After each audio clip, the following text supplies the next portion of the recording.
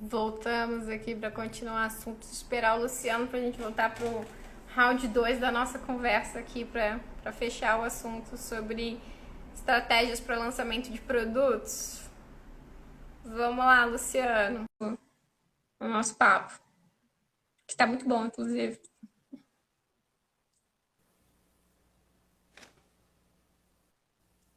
Voltamos.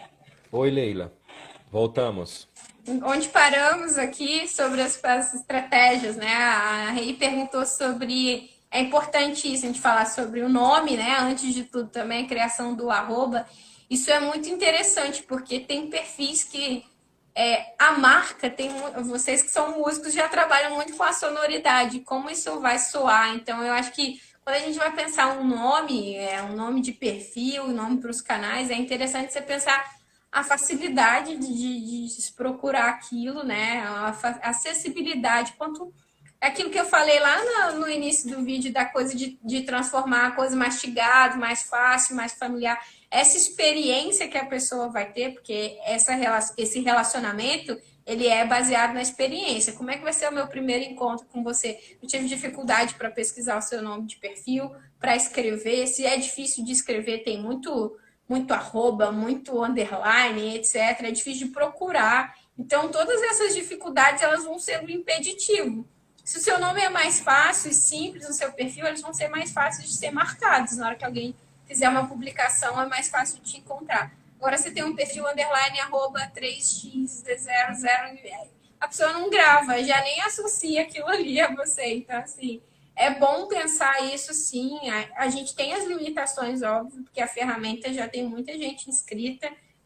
Às vezes ele vai te dar uma sugestão, então tenta pensar num nome ou num pequeno detalhe, numa intervenção que vai dizer ainda sobre você, mas sem deixar aquilo de uma maneira esdrúxula, extremamente difícil de ser pesquisado.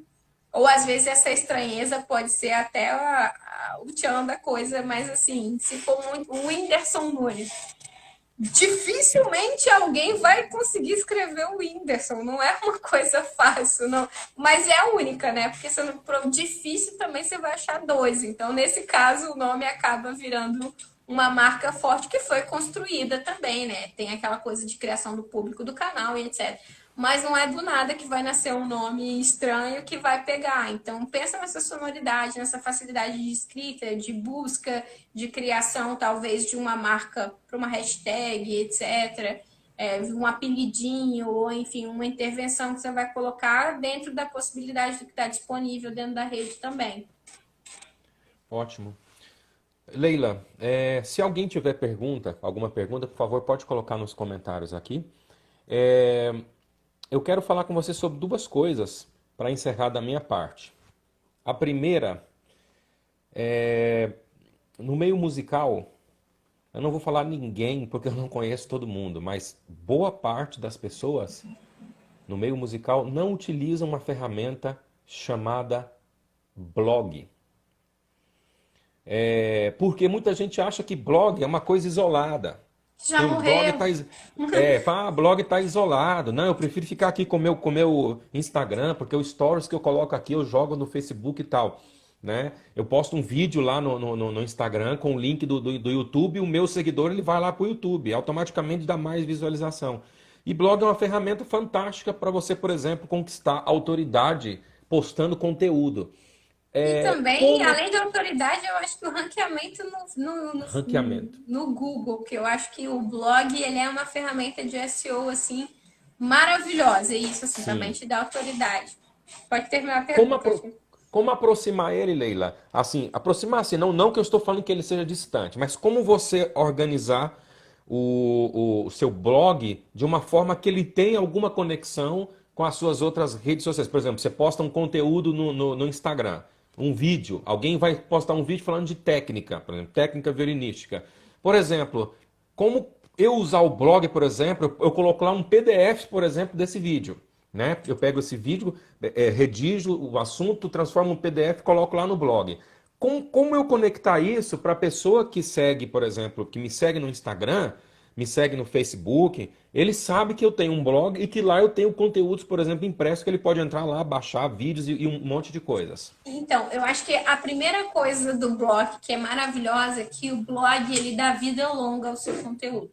Se você produz conteúdo só focado no Instagram, em 48 horas seu conteúdo morreu, porque o algoritmo matou, ninguém mais vai ver, a não sei que a pessoa se atreva a visitar post por post do seu feed.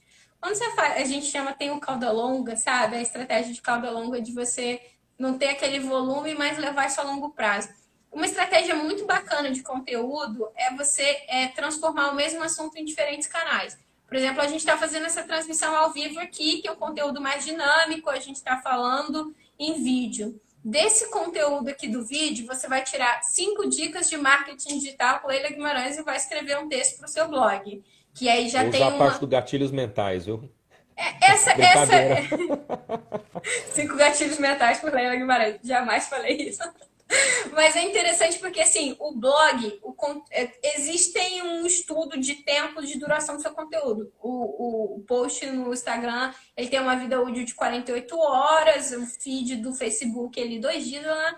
E o blog, ele tem uma vida útil de 2 anos, porque daqui a 2 anos, se a pessoa entrar no Google e ela jogar dicas de marketing digital. Se você tem um texto bem redigido, porque existe uma técnica de escrita para a web, que é escrever por tópicos, repetir palavras-chave. Então, se a palavra-chave é marketing digital, ela vai aparecer em 3 pontos do texto, por exemplo, Olha no que título, interessante. na descrição do título. Então, aquilo ali, se você, dentro daquele post do blog, você linkou com outro post que você já tem no blog, assim, no meio do texto, você falou assim, mas a gente teve uma entrevista no dia tal com fulano que ele citou isso. Veja mais aqui, que a gente chama de estratégia de link building, que é de você linkar textos do seu blog dentro de outras coisas no seu blog.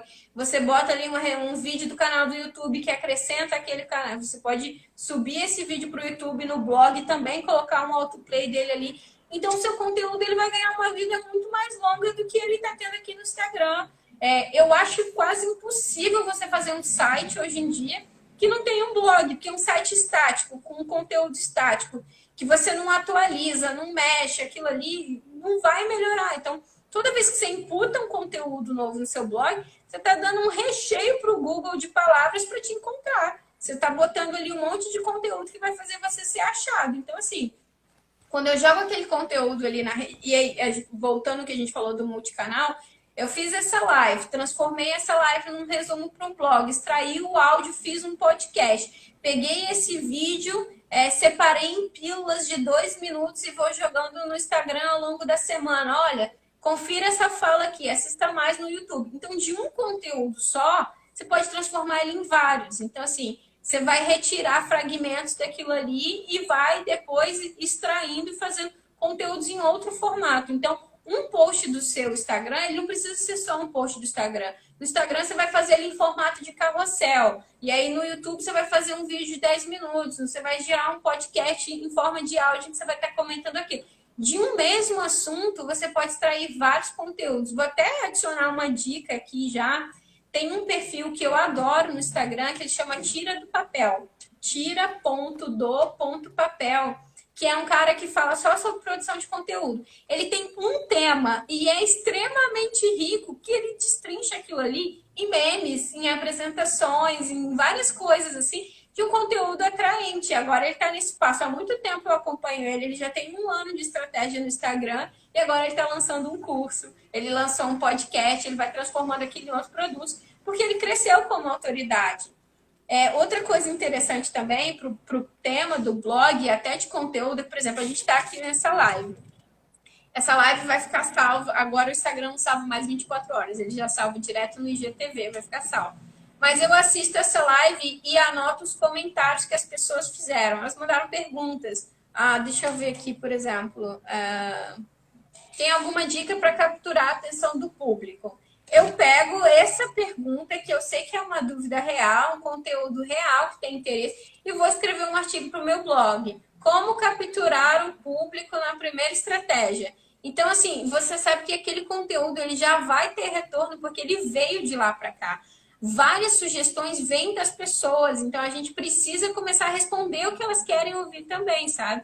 Respondendo a pergunta, se foi o que a gente falou agora sobre o conteúdo capturar logo de cara, pode ter em alguns momentos que você vai acertar a pessoa no dia, hora e momento que ela estava pesquisando. Existe muito de Big Data para a gente fazer isso. Big Data, vocês são músicos, a gente usa muito isso no mundo do marketing.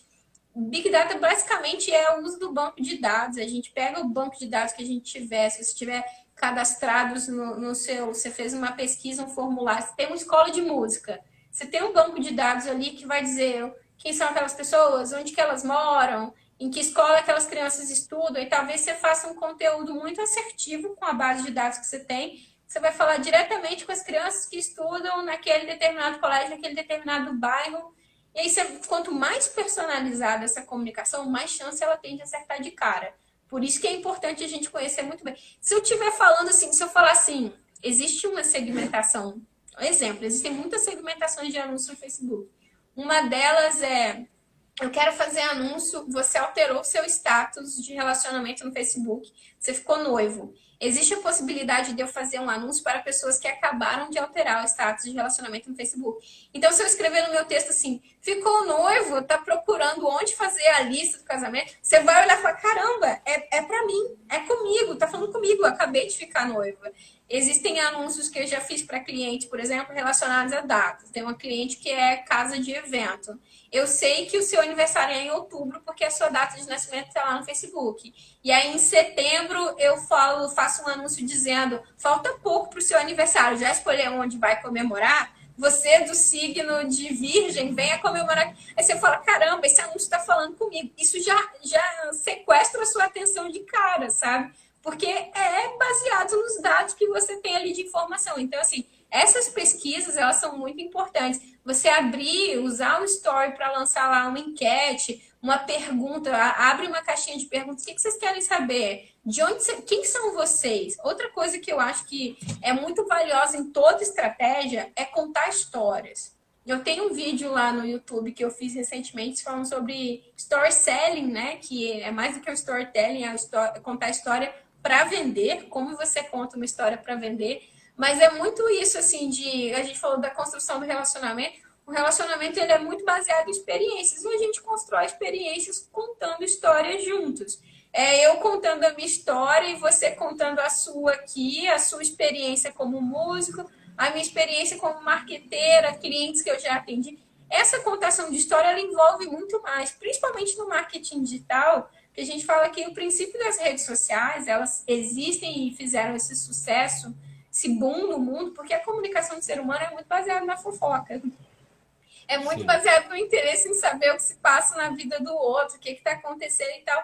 Então, quando você conta uma história, você envolve. Você prende a pessoa ali e ela quer saber o final da história. Ela quer entender até onde esse personagem foi. Então, assim, contar narrativas, histórias verdadeiras mesmo, assim. Quando você conta uma história que você passou com um aluno seu, aquilo envolve. Eu quero entender quais foram os passos e o que aquela história fala comigo, né? Isso também causa identificação. Eu acho importante.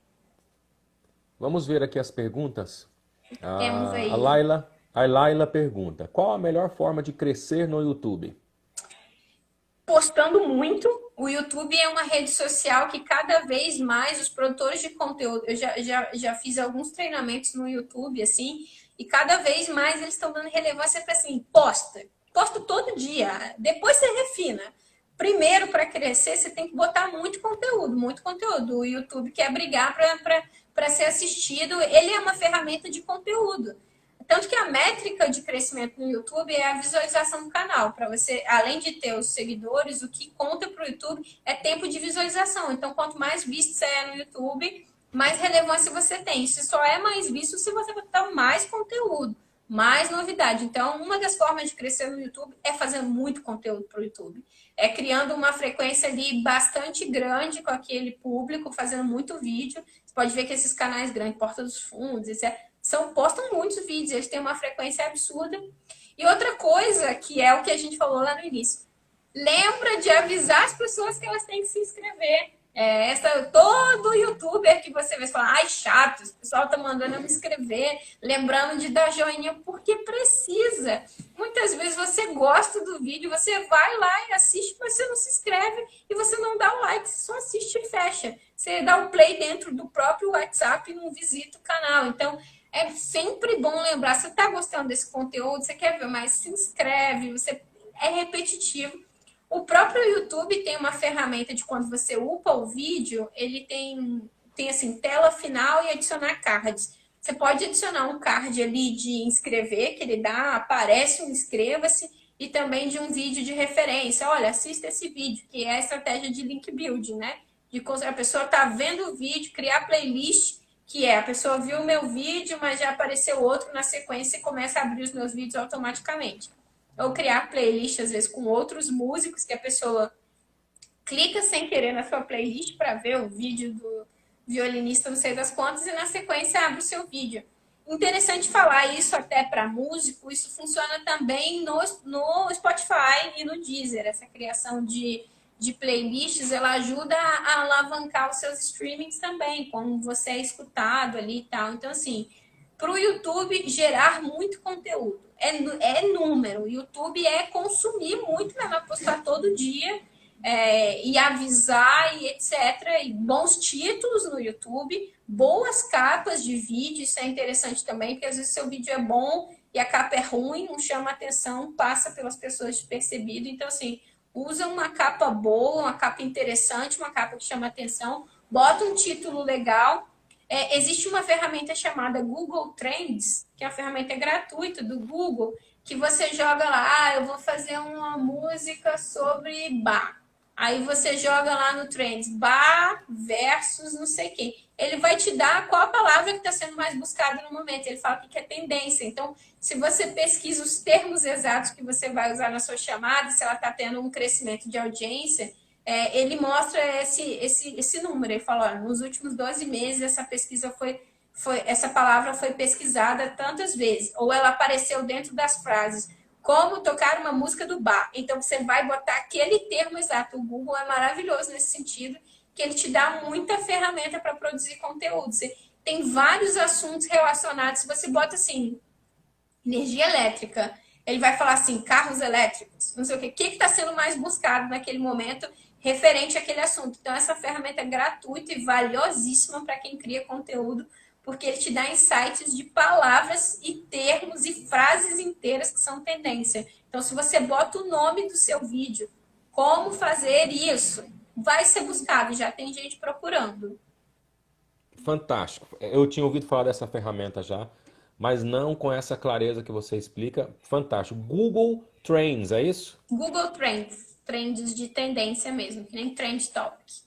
Ok. O Trend Topic do YouTube, do Twitter também é um bom lugar de onde vem as tendências de comportamento das redes sociais. Apesar de muita gente não usar o Twitter, aqui no Rio de Janeiro a gente fala que o pessoal tem Twitter para ver onde é que está a lei seca, que é onde ficam as blitz da polícia, o pessoal acompanha pelo Twitter. Mas o Twitter, ele tem muito desse movimento mundial do que está sendo tendência, nasce primeiro ali. Então é bom também acompanhar lá a ferramenta dos Trend Topics do Twitter para ver se você pode aproveitar aquilo de uma maneira para fazer um meme, para fazer um conteúdo ali para sua rede. Bacana. Sobre a captura da atenção do público logo de cara, você respondeu, né, Leila? Respondi ali que é legal usar os dados e aí ser assertivo e falar. Eu gosto muito dessa coisa da rede social. Eu gosto de falar assim, eu quero vender, mas você tem que pensar que você não entra no Instagram. Hoje eu vou entrar no Instagram porque eu quero comprar um carro. Não é esse o intuito que você entra na rede social. Você entra para se entreter. Então, assim, quando você vai criar um conteúdo para venda, etc., é bom que você entenda muito o que você vai fazer, né? Voltando, né? Martelando nesse tópico, para você ser mais assertivo, fazer isso de uma maneira descontraída. E eu gosto muito dessa tendência das marcas falarem não mais como supremas marcas e você lá, meu público. É falar de pessoa para pessoa. A estratégia, por exemplo, que a Netflix usa de falar a Netflix. É como se ela tivesse uma personalidade. A gente fala da persona, a gente cria o personagem ideal para pro nosso público, mas a gente também tem que criar o personagem da nossa empresa. Então, é muito falar de pessoa para pessoa, falar diretamente. Às vezes, se aquele público usa uma gíria, adota aquela gíria para o seu vocabulário. Você vai criar uma aproximação muito maior. E essa aproximação gera essa empatia, esse relacionamento vai se construindo, não quando você chama a pessoa de Luiz Carlos, mas sim de meu bem. Então, você vai aproximando cada vez mais isso. Mas é bom pesquisar para também não errar, né? Sim. A Rei pergunta a respeito de cores. Cores são bem importantes também, elas influenciam bastante o ambiente. Quais as cores de fundo você recomenda inserir para a gravação do vídeo? Essa é muito boa. Eu já vi alguns vídeos com cores assim, você vê a É, cor mais do que a pessoa. existe uma psicologia de cores e existe também o intuito. Digamos que eu estou fazendo uma live infantil. Tem que ser um negócio super colorido. Tem muito do que é que você está fazendo. E tem essa questão da cenografia. Eu gosto muito de fotografia, sabe?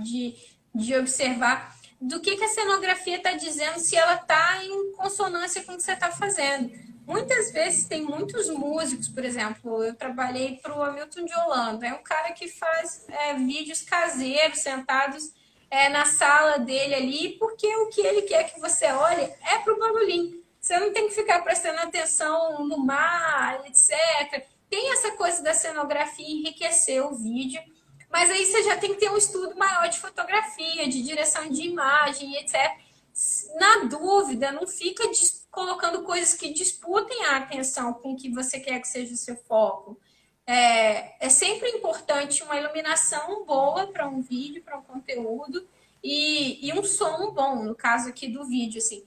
Mas, por exemplo, fazer um post em imagem, é interessante não só a cor, mas você pensar aquela fonte, a tipografia do texto que você vai escrever. Isso diz muito, é bom padronizar exatamente por isso. Quando a gente cria uma marca, a gente padroniza, porque toda vez que a pessoa vê um post meu, tá com uma letra diferente, tá com um negócio, ele não vai criar um reconhecimento de marca. Se você olha para a Coca-Cola, você sabe tudo que é da Coca-Cola, porque você olha e reconhece uma construção de marca. Tem uma cor, tem uma tipografia, tem um tom de voz no que se fala. Então, assim, as marcas se constroem a partir de padrões de identidade visual. Então, se você está construindo esse padrão, pensa o que você quer usar como fonte. Muito músico, eu vejo principalmente músico de casamento, tem muita tendência a usar tipografia de letra cursiva, que é uma letra de convite de casamento, que a pessoa faz à mão e tal.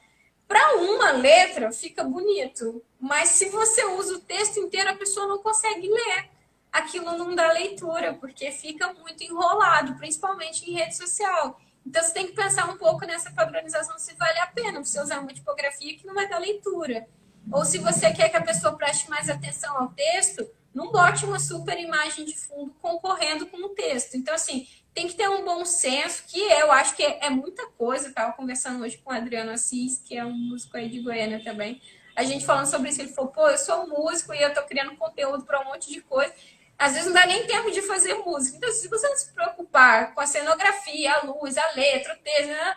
Vai no simples, né? Vai no menos, porque se o seu conteúdo é bom, o que você está falando é bom, se o seu som tá bom, se você é músico, se preocupe essencialmente com o som. Não se preocupe se a parede foi um chroma key, tá passando Titanic lá atrás. Não se preocupe com isso agora, se preocupe em fazer uma coisa relevante. Então, assim, faça a boa qualidade do áudio e se preocupe nessa construção da sua identidade de marca. Talvez tudo branco e a sua marca lá embaixo vai dar leitura. As pessoas vão entender tudo que elas verem, elas vão reconhecer. Isso é do Luciano. Essa assinatura aqui é dele. Ou, enfim, uma vinhetinha no início e no final do vídeo, uma cartela de abertura, uma cartela de final. Aí vai se preocupar do vídeo inteiro, tem uma cenografia, se bota uma coisa ali no fim que sempre padroniza. Todos os meus vídeos encerram com essa cartela aqui. Então, isso ajuda a manter essa consonância da marca.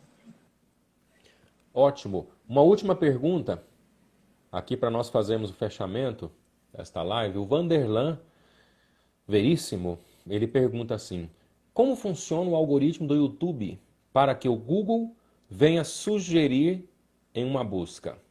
Então, o YouTube e o Google são da mesma empresa, né? Assim como o Facebook, o Instagram e o WhatsApp são da mesma empresa. Como eu expliquei, o YouTube ele tem muito essa métrica de tempo de visualização. Por exemplo, ele fala assim: olha, eu fiz um vídeo de 3 minutos, e aí ele está me dando uma métrica de que esse vídeo já foi assistido por 18 horas. Então, assim, o que que isso representa? Que muitas pessoas assistiram aquele vídeo do início ao fim várias vezes, e esse tempo de visualização, ele é o que vai alavancar esse vídeo na busca. E paralelo com isso, que vai aparecer no Google, o Google te entrega o que você busca. Então, assim, para um vídeo aparecer na sua busca, ele está condizente com coisas que você está buscando. O meu Google não é igual ao seu, que não é igual. O Google é uma coisa muito pessoal. É sempre as buscas que você está fazendo ali. Ele salva o que a gente chama de cookies, né? Toda vez que você visita um site, ele é como se ele marcasse um pontinho numa cartela.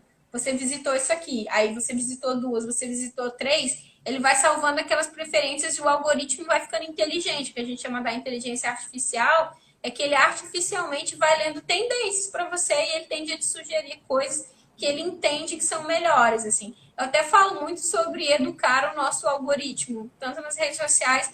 Se você está vendo um conteúdo que você não gosta ou que você acha que não está condizente, clica e diz, não é relevante para mim.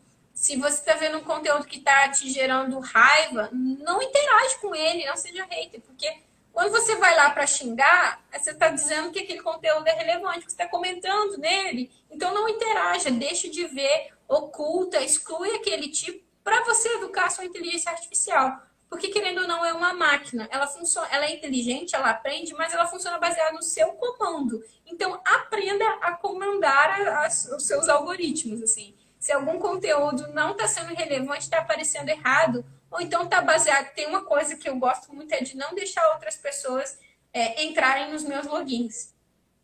Eu tenho uma conta no Netflix, eu tenho um perfil separado para minha filha. Se minha filha entra na minha conta e começa a ver vídeo infantil, vai aparecer sugestões para mim em outros canais de vídeos infantis e eu não quero ver. Então você polui seu algoritmo. A mesma coisa, se na mesma casa várias pessoas acessam o Google logado na sua conta, vai te aparecer muito anúncio, muita coisa que não é relacionado só ao que você busca. Então, algumas preferências você vai vendo através disso. Então, assim, para o YouTube alavancar o seu vídeo para o Google, ele tem que estar relacionado a temas buscados. Por isso, volto lá, pesquisa o título do vídeo, tags que você coloca também no YouTube quando você vai upar o vídeo. Lá embaixo tem a opção de tags. O que são essas tags, né? O que a gente chama de metadados também. É o que não aparece no texto, não aparece ali no vídeo, mas vai alavancar na busca. O Google, para um site aparecer nas primeiras páginas, ele tem o que a gente chama de índice de qualidade.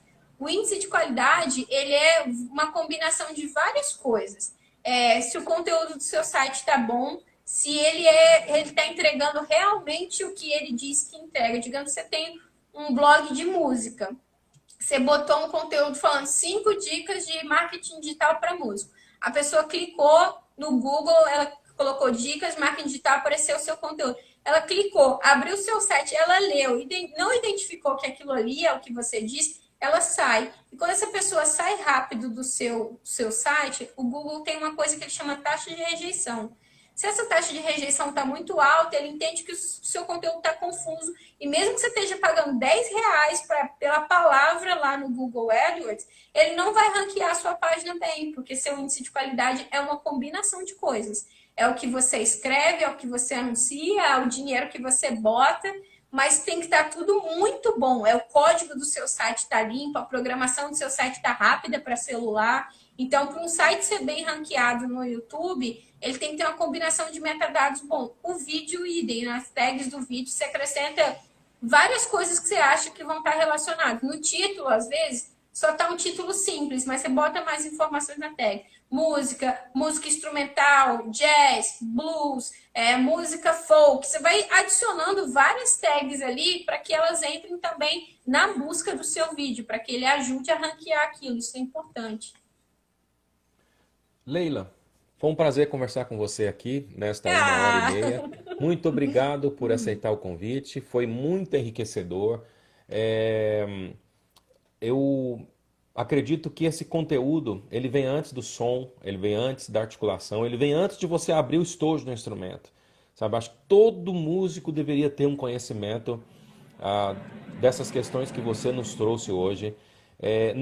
Na verdade, toda carreira caminha para isso, né, Leila? Toda carreira profissional hoje caminha para isso aí. Então, muito obrigado por aceitar o convite. Foi muito gratificante, foi um aprendizado para nós aqui que estamos ouvindo você.